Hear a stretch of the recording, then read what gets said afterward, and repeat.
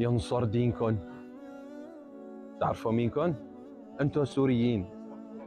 كثير نحن تشكرنا ناس ساعدت السوريين، بس هلا دور السوريين في المناطق المحررة، عسكريين، اسعاف، دفاع مدني، جهاز امن عام، شرطة، الناس المدنية، الفصائل بالمجمل اللي شفتهم كلياتهم عم يتكاتفوا لينتشلوا الناس من تحت الانقاض. ينصر دينكم. نحن إدارة الأزمة كانت كزلازل كبيرة خلال 40 ثانية تدمر فيها بقد حملة عسكرية كاملة وناس تحت الأنقاض. كإدارة ضمن الإمكانيات كانت ممتازة. الله يجزيكم الخير ضمن هاي الطاقة. شكرا للسوريين، شكرا للمخيمات، لأهالي جبل الزاوية المنكوب اللي كنا نحن دائما عم نسعى معه بجمع التبرعات بأعداد كبيرة، اللي دائما صاروا يشيلوا أهلهم في الخيام، كل خيمة تشيل 3 عوائل. ضربنا الزلزال والمياه والامطار كانت عم بتطوف في المخيمات، كنا بدنا نتوجه في اتجاه المخيمات، فالاهالي راحت على المخيمات كمان غرقوا معنا، ضلوا معنا، كلياتهم كانوا ايد وحده. هذا النموذج بنفتخر وبنرفع راسنا فيه. شكرا لكل عنصر كان على خط الرباط وترك واجا لحتى ينتشل الناس من تحت الانقاض. شكرا لكل فصيل ساهم بتركساته بمعداته بكل آلياته لحتى ينتشل الناس من تحت الأنقاض.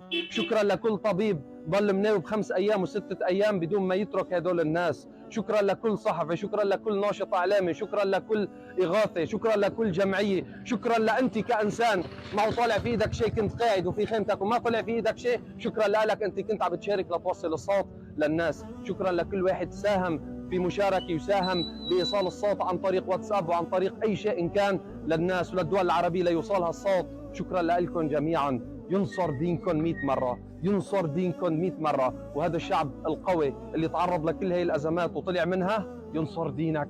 أنت رح تقدر تتجاوز كل هاي المحن. 1000 دولة استجابت لعدة مناطق ونحن كنا متأخرين جدا. نحن عم نحكي على إدارة الأزمة الإسعافية اللي بقينا فيها 6 أيام لوحدنا بدون فتح أي حدود.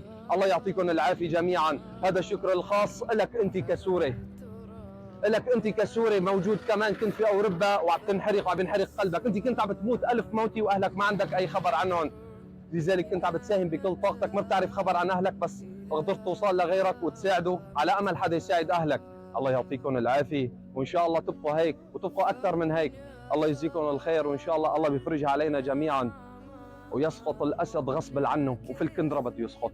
السلام عليكم.